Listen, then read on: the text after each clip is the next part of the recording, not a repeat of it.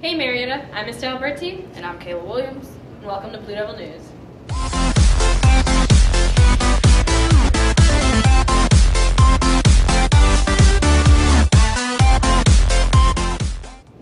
The hard work of the cross country team has really been paying off. Yeah, and competing at nationals, that's a big deal. Let's hear their story.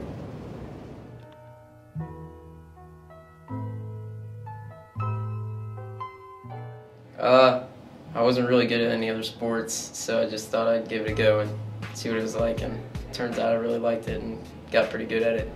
I started running cross country because I wanted a condition for soccer, and then I realized I like running more than I do soccer.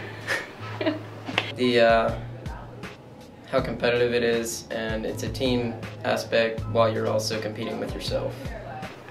Embrace the pain.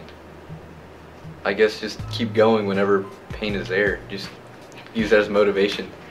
It's like running at a pace, not just taking off and sprinting from the get-go. It's pacing yourself and really building up throughout the race in speed and then finishing strong. Well, we planned the whole season off of Nike Regional, and we wanted to build up and peak at that race. So our whole focus was there, and we knew that if we trained right for that race, everything else would fall into place. So that was the main focus, that if we trained for Nike right, we'd get region, we'd get state, and hopefully get regionals and then move on to nationals. Like winning region, I mean, Yeah. it was good. It was a good feeling that we perfect scored it again, I guess. It was crazy.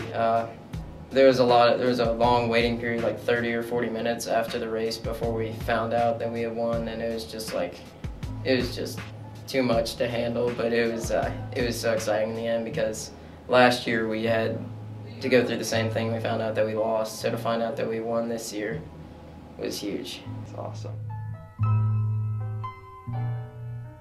Wow, that piece left me breathless. Anyway, Kayla, Valentine's Day is coming up. Let's see what all that love is about.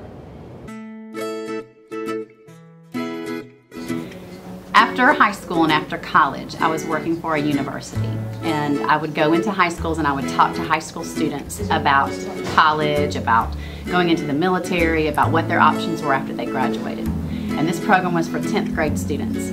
At this one particular high school, the teacher of these 10th grade students dropped his students off for the program, and then he left. After the program, these students went back to their teacher, who happened to also have this teacher as a basketball coach. And the students went back and said, "Hey coach, we want you to come meet this lady. She's been doing this program in the auditorium, and we think that, you know, y'all will be a good match for each other." And the teacher's like, no, I'm not gonna go ask somebody out that a bunch of 15 and 16-year-olds are talking to me about. So nothing ever happened. I went back to work, and 2 weeks later, this man, this teacher coach, called me.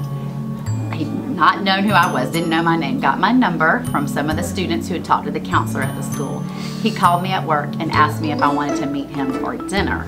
So of course I'm thinking the man's kind of like weird, and he's going on and on about how his students and his players want to set us up on a date. So I reluctantly agree. We meet for dinner, and 20 years later, we're married with 3 kids. Back in those days, everybody didn't have a cell phone, so I always had a pen and a piece of paper with me to make sure that I could get numbers when the opportunity arose. So when I was in college, I was an English major, and so I always used Shakespeare to help pick up girls. So I would go to a girl at the library, take her hand and say, "If I profane with this unworthiest hand, what gentle sin is this? My lips, 2 blushing pilgrims, ready stand to smooth that rough touch with a tender kiss." Then I would kiss her hand, and then she would look at me very oddly and weird, and I would say, "Oh, I'm sorry, I'm trying out for Romeo and play, and I didn't know if you would help me."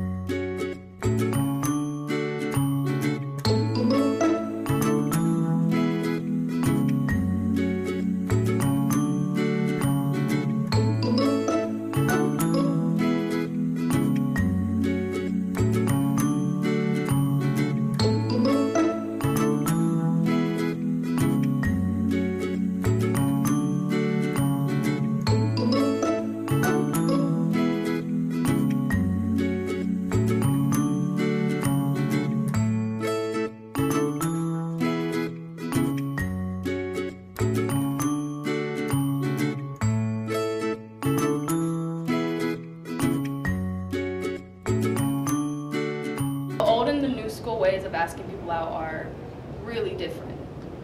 Yep, history's an interesting thing. Speaking of history, it's Black History Month. Here's some facts.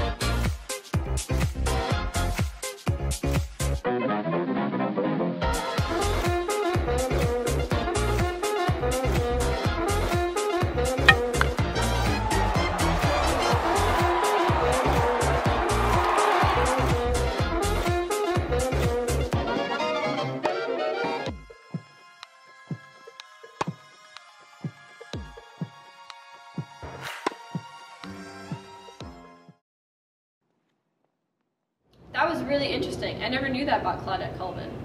Me either. It's amazing to see how much has changed in just 1 century. Speaking of change, a lot of things have been changing around the school. Let's check out the Success Center. Academically speaking, there's kind of 2 different components of the Student Success Center.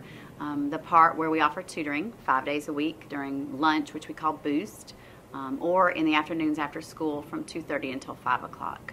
So we're really stressing to students to take advantage of having tutoring either during lunch or after school to help students be more successful in their classes. We offer math and English. There's a writing lab and someone to help you in your writing. There's foreign language and Spanish and French, and then social studies. So in those 5 main core areas, there's opportunities for students to work, sometimes just one-on-one with a tutor. Sometimes it's in a small group. You kind of work through your study guide or your homework or your test corrections or whatever, and you get to ask questions and have some real face-to-face contact with somebody who can help you be more successful in your classes.